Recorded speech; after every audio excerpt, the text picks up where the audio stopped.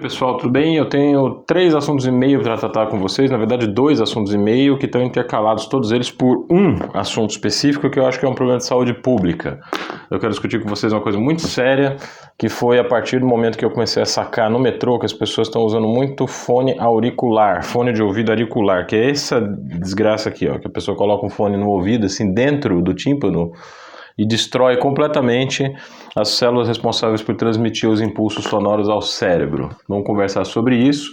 E a razão de nós conversarmos sobre isso são alguns vídeos que tem na internet em um canal que eu preciso divulgar e outros 2 vídeos comigo próprio tocando que eu quero submeter à apreciação do pessoal que gosta, que curte, que acompanha o canal. Vamos lá? Meu nome é Luciano Moraes, eu sou doutor em violão pela Universidade de São Paulo e, como eu falei no começo, né, realmente esse tipo de fone aqui, ele é um dispositivo, ele é enfim, é um brinde, né, que normalmente costuma acompanhar os telefones celulares. Sempre que você compra um telefone celular, ele vem com esse emissário de Satanás aqui, tá? Qual é o problema desse fone? O problema é que ele coloca uma quantidade de som focado, direcional, muito grande, muito perto das células que são responsáveis por transmitir o som para o cérebro. Gente, as células do ouvido estão entre as coisas mais sensíveis que o nosso corpo tem. Uma vez que você destrói as células do ouvido, você não recupera mais. E eu acho que essa é a razão pela qual as pessoas têm ficado cada vez mais surdas. A incidência de problemas auditivos, de decadência de capacidade auditiva das pessoas tem caído assim vertiginosamente. E não é só entre a população que trabalha, por exemplo, com máquina pesada, né, que essas pessoas usam protetores de ouvido. É entre a população dita normal, entre a pessoa que, como não tem outra opção de lazer, não tem outra opção de entretenimento, né, ela vai ver as séries dela no Netflix, vai ver novela, vai ver canal no YouTube, ela vai assistir isso daí na rua, com o seu plano de 3G da operadora e com esse maldito fone auricular, muitas vezes numa altura né, uma altura muito forte, um volume muito forte, que tem que ser, porque imagina, você está num ônibus, você está num trem, está no metrô, está no meio da rua, numa avenida muito movimentada, para que esse som aqui compita com o ruído externo, você tem que ajustar o volume do seu celular a níveis muito altos. E isso vai corroendo cada vez mais a sua capacidade de escuta. Eu sou diretamente envolvido com esse problema, porque as pessoas estão indo para recitais de violão dizendo que o violão não tem som, não se escuta o violão tem som, vocês estão ficando surdos. Então, o fone de ouvido auricular, ele na verdade deveria vir acompanhado de um outro dispositivo, de um outro acessório que é este aqui, para que você possa destruir o fone, entendeu? E não permitir que mais ninguém use esse negócio, mas assim, nem de graça. Tá certo? Então façam isso com os fones auriculares de vocês. Isso aqui é obra de Satanás, tá? Não se pode ouvir música desse jeito. Há outras razões mais artísticas, tá? Para você abolir essa forma de escutar música. Que é a seguinte. Quando uma pessoa faz uma gravação, ela efetua essa gravação dentro de um determinado ambiente acústico. Esse ambiente acústico tem características próprias que influenciam nos instrumentos musicais que estão tocando, no sentido da intensidade, da duração, do timbre, o eco, a reverberação, a ressonância, a ambiência, tudo isso são coisas muito particulares de cada sala onde é feita a gravação. Quando você coloca o fone auricular dentro do ouvido, você está recebendo um simulacro dessa ressonância que foi criada em uma sala específica, mas esse simulacro está competindo com a ressonância do lugar onde você está. Entendeu? Aí a pessoa assiste lá um fulano tocando violão, tocando uma peça e quer julgar o som que ela tem. Ouvindo com um aparelho completamente inadequado para fazer a avaliação a respeito da sonoridade do instrumento que foi gravado. Qual que seria a opção? Seria a opção você optar pelo fone em forma de conchinha. Nós temos aqui um exemplar ideal, né? Porque o tamanho do espaço vai envolver completamente a orelha da pessoa. Então, a partir desse momento aqui, ó, quando eu ajustei o fone desse jeito, eu já escuto muito mal o ambiente à minha volta. Então, a gravação que eu for escutar, ela vai ter muito menos interferência do ruído externo, da conversa do vizinho, do barulho do motor do ônibus, do barulho do metrô, do barulho do ambiente externo. Vai ter muito menos interferência. Eu vou ter muito mais contato com a concepção sonora original da gravação. Não estou falando da concepção do músico, não. Estou falando da concepção da gravação, que não é a mesma coisa que o instrumento ao vivo, tá certo? Isso permite a você ter uma ideia muito mais clara, muito mais precisa, muito mais segura a respeito do que realmente foi essa gravação, tá? Desculpa, apareceu a marca aí. Esse é um fone muito caro, nem é meu, tá? Esse fone foi roubado do meu irmão não sabe ainda, mas ele perdeu esse fone, tá? Ele me emprestou por uns tempos, mas esse fone não vai sair daqui de casa. Mas não precisa ser um fone com esse preço. Você veja este aqui, que é um modelo muito mais simples, que foi tomado como brinde de uma companhia aérea.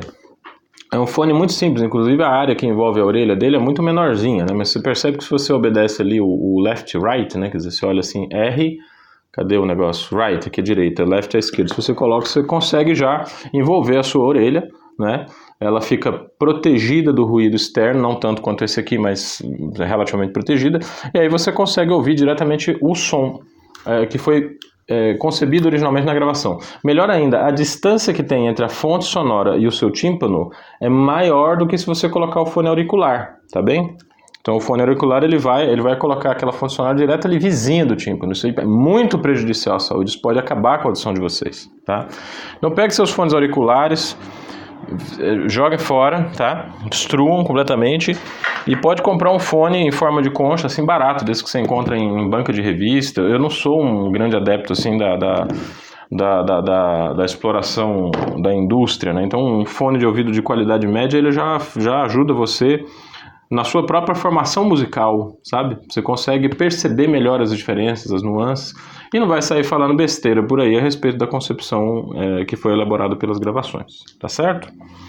Esses fones de ouvido às vezes custam assim 20, 30 reais, sabe? São perfeitamente suficientes para você fazer uma avaliação um pouco mais adequada das gravações que vocês estão escutando, ok? O que isso tem a ver com o segundo assunto que eu queria abordar? Bach, sempre Bach, né? Um grande, esse cara que realmente desafia todas as nossas concepções musicais, está recebendo uma nova gravação integral pela Sociedade Bach da Holanda.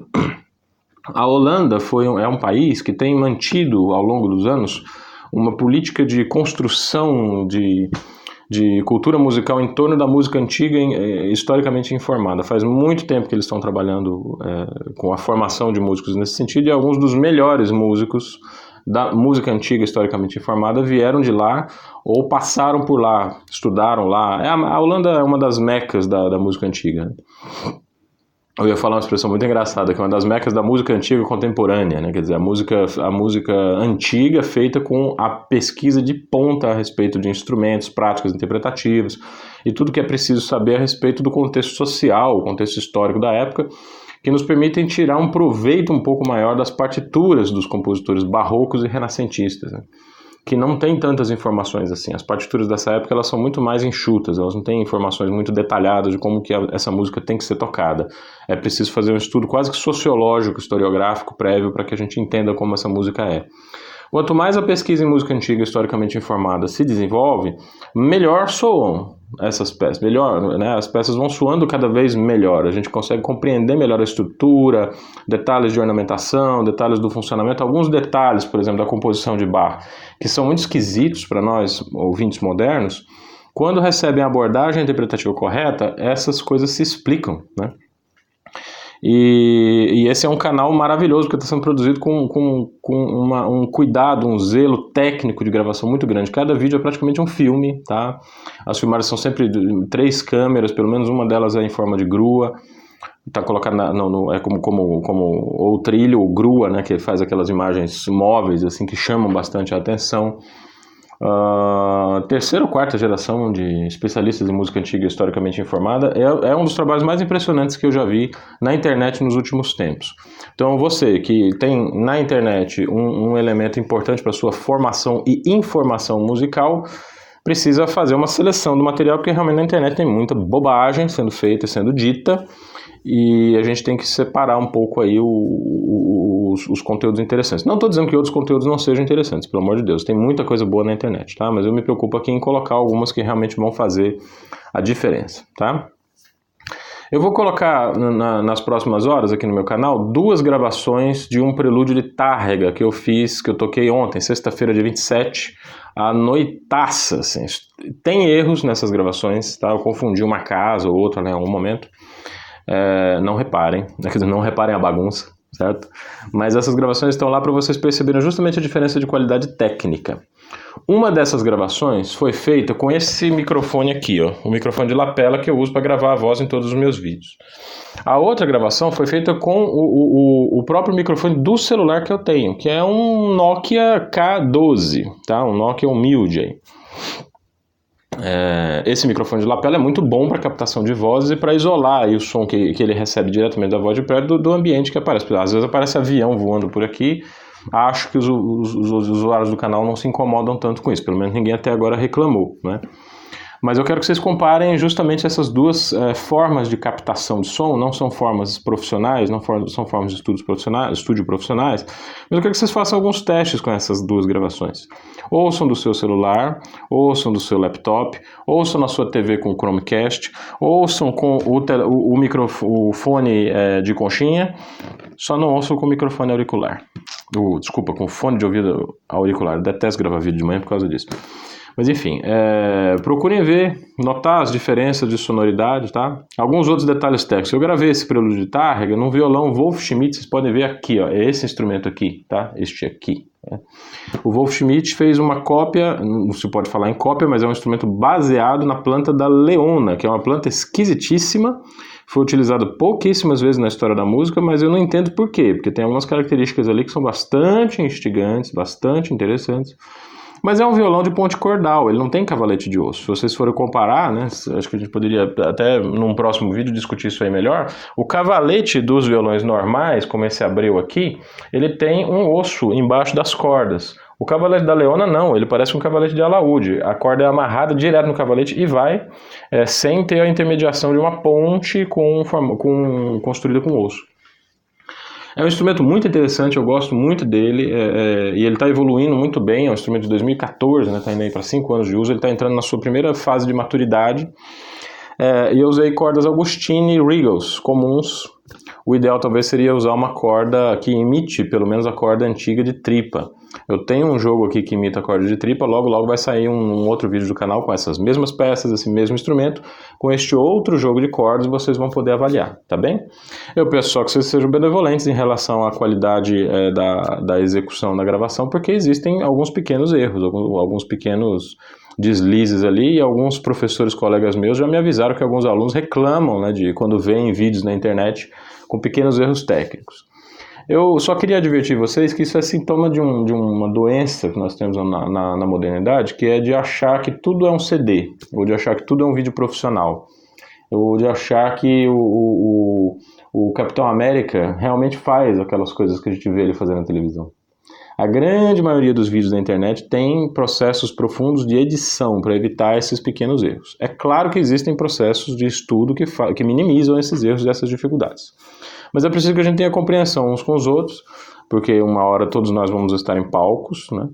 E é preciso também que a gente saiba avaliar o arco musical e a intenção musical dos intérpretes, apesar de haver eventualmente pequenos erros técnicos, eventualmente alguns defeitos que podem ser corrigidos facilmente com uma edição. Então, quando vocês criticam um violonista normal que apresenta uma gravação com erros e exaltam um violonista internacional que apresenta uma gravação sem erros, na verdade vocês estão elogiando o técnico da gravação, que existe em um caso e não existe no outro, tá bem? Então, deem uma olhada nessas gravações e me falem o que vocês acham. Vai ter gente que vai gostar mais do microfone de lapela, outros vão gostar mais do microfone do próprio celular, e a gente vai aprendendo junto como julgar a qualidade técnica de gravações na internet, tá certo? E o outro meio assunto é esse aqui, né? Fiz questão de colocar a camisa no meu grupo de câmara, né, o Elipsoidal, para dar um recado para o pessoal que mora em São Paulo. No dia 6 de outubro agora, nós vamos tocar na Igreja Nossa Senhora dos Pobres, que é uma igreja que fica pertinho do Instituto Butantan. Depois eu vou colocar aqui endereço, detalhes mais precisos, para que vocês estejam lá. O ingresso é 1 quilo de alimento não perecível para colaborar com as obras de caridade da igreja. Vai ser um recital muito especial, um recital muito importante para mim, porque foi lá que a minha sogra se casou com meu sogro, e foi nessa igreja que todos os filhos da minha sogra foram batizados, inclusive a minha atual esposa, mãe da minha filha. E esse recital com certeza vai ser, pelo menos para mim, extremamente emocionante, assim, vai ser uma coisa bastante forte. E eu gostaria de ter todos os amigos, os apreciadores do violão por lá, tá bem? Mais alguma coisa? Anota nos comentários, tá? Críticas, sugestões, dúvidas. Eu estou preparando alguns vídeos para responder a questões recentes que surgiram aqui no canal, inclusive um problema que um dos usuários comentou a respeito do violão de 10 cordas do Narciso Yepes. Eu vou pedir para você ouvir esses vídeos, o que eu gravei com o violão Wolf Schmidt, que é cópia da Leona, para que a gente comece a discutir a razão pela qual esse instrumento não pegou, assim, que passa por várias questões técnicas, históricas, financeiras. É um violão muito caro para ser construído, para ser comprado, mas também existe uma questão de ressonância na comparação com o violão de 6 cordas que foi desenvolvido por Antônio Torres. Nós vamos aprofundar esse assunto nos próximos vídeos, tá bem?